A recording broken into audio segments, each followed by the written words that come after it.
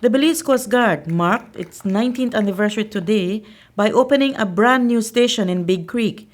This state-of-the-art facility enhances security for Belize's southern waters and provides private security to the nearby Big Creek port through a joint venture. Commandant Rear Admiral Elton Bennett shared more details about this exciting development. This project here is a joint venture with Belize Coast Guard, the government of Belize, and the port of Big Creek. So they leased us this property, two acres property, for us to be able to collaborate better along with them. So our mere presence here will meet some of the demands that they have in place. Those international regulations, such as the International Ships and Port Security Code, that they must have some elements of security system within the port for it to meet international standards. By the Coast Guard being here and for us to be able to provide waterside security and waterside patrols, that in turn adds to their security credibility. Because you have to give so much of your service or time to that private entity, would it take away from if in the case there is an emergency elsewhere in the area? Very good question.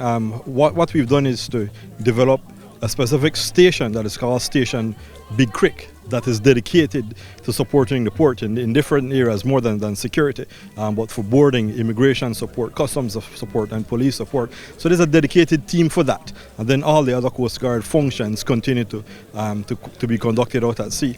So it's a very necessary thing for the Belize Coast Guard to participate in this, because the port is a vital infrastructure to the nation. All our training are international, professional standards training. So I have all the confidence that these sailors, these seamen who are here, they know their job, they're always on alert, so whatever call they would get, they would be able to respond very quickly. The Minister of National Defense and Border Security, Florence Marion Jr., announced that the Coast Guard will continue to see infrastructural and other upgrades at various bases.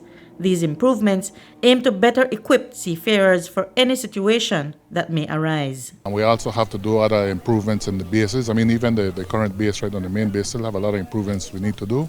We're trying to improve our personnel, as you've heard the Admiral have spoken in his speech.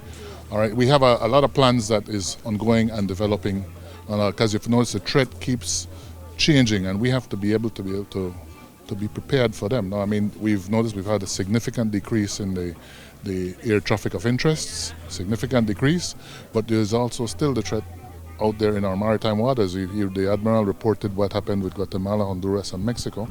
All right, so we need to be prepared if at any point these things start coming into our waters. Stan Creek West Area Representative Rodwell Ferguson believes the new facility will boost security and lighten some of the responsibilities currently on his shoulders. I will get the call from different organizations, different communities, and say this is happening in my community illegally. What I do, I call whatever uniformed forces that should respond, either the police or the BDF or the Coast Guard, to respond to a particular issue.